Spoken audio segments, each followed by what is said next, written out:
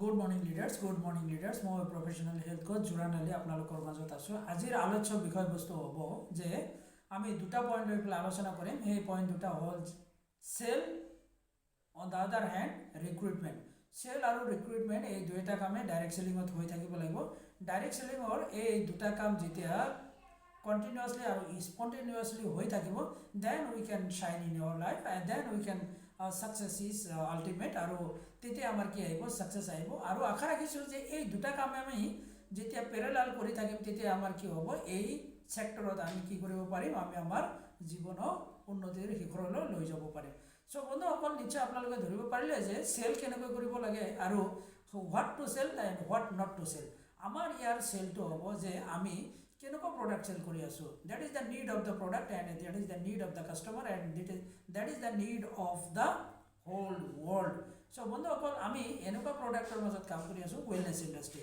আৰু ৱেলনেছ ইণ্ডাষ্ট্ৰীত যে আমি নিউট্ৰাচিউটিকেল প্ৰডাক্টত কাম কৰি আছোঁ নাইবা ছাপ্লিমেণ্টত কাম কৰি আছোঁ।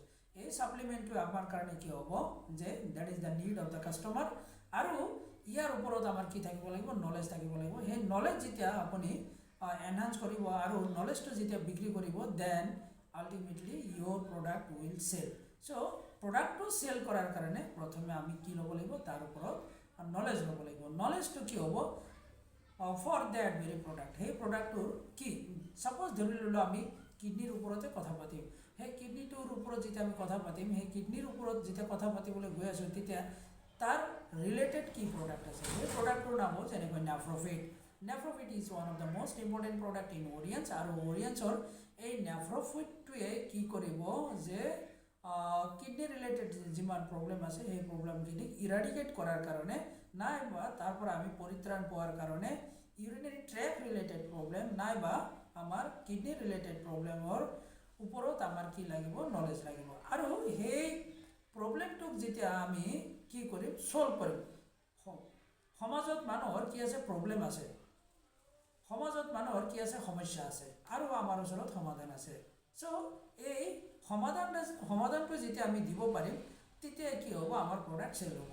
আৰু প্ৰডাক্ট চেল হ'লে সেই প্ৰডাক্টৰ যিখিনি আমি পিভি নাইবা বিবি পাম, সেই পিভি নাইবা বিবিখিনিক আমি কি কৰিব লাগিব? ইউটিলাইজ কৰিব লাগিব। কেনেকৈ ইউটিলাইজ কৰিব লাগিব? সেই ইউটিলাইজেশ্যনটো হ'ব যে ইন টাৰ্মছ অফ ৰিক্ৰুইটমেণ্ট নাইবা ইন টাৰ্মছ অফ প্লেচমেণ্ট নাইবা ইন টাৰ্মছ অফ জইনিং। আমি যেতিয়া পিভি নাইবা বিবি পাম, সেই বিবি নাইবা পিভিটোক আমি যেতিয়া ইউটিলাইজ কৰিম, কাৰোবাক নহয় কাৰোবাক আমি সেইটো দি পেলাই আমি কি কৰিব পাৰোঁ? ইউটিলাইজ কৰিলে আমাৰ কি হ'ব? টিম এনহান্স হ'ব। আৰু টিম যেতিয়া এনহান্স হ'ব, ৰিক্ৰুইটমেণ্ট হ'ল। ৰিক্ৰুইটমেণ্ট হোৱাৰ লগে লগে আমাৰ হিউমেন ৰিচোৰ্চ ক্ৰিয়েট হ'ব। আৰু হিউমেন ৰিচোৰ্চ যেতিয়া ক্ৰিয়েট হ'ব, তেতিয়া আমাৰ টিম চাইজটো কি হ'ব? ডাঙৰ হ'ব। নাইবা আমি এই পিভি আৰু বিবিখিনিক আমি যদি আমি টিম বঢ়াব বিচৰা নাই, যদি মই অকলে কাম কৰিব বিচাৰিছোঁ, তেনেহ'লে আমি আমাৰ নিজৰ নামতে ইউজ কৰিব পাৰোঁ, ইউটিলাইজ কৰিব পাৰোঁ। এই ইউটিলাইজ কৰিলে সেইটোও পইচা আহিব। কিন্তু টিম হ'লে আপোনাৰ কি হ'ব? পেচিভ ইনকাম পোৱাত সহায় হ'ব। চ' বন্ধুসকল, we are in the direct sell. আৰু ডাইৰেক্ট চেলিঙত আমি পেচিভ ইনকামৰ কাৰণে আহিছোঁ। আৰু পেচিভ ইনকাম যেতিয়া আমি পাম, যেতিয়া passive income is a huge income, সেই ইনকামটোৰ আশাত আমি ইয়াতে কাম কৰি আছোঁ। আৰু এই ইনকামৰ কাৰণে আমি কিছুমান কথা জানিবলগীয়া হয় যে আমাৰ পিভিখিনি কেনেকৈ আহিব আৰু বিবিখিনি কেনেকৈ আহিব, আৰু সেই পিভি নাইবা বিবিখিনিক আমি কেনেকৈ ইউটিলাইজেশ্যন কৰিম, সেই কথাখিনি লৈ পেলাই আজি আপোনালোকৰ মাজত মই যি সামান্য আলোচনা কৰিলোঁ, নিশ্চয় আপোনালোকে ধৰিব পাৰিছে।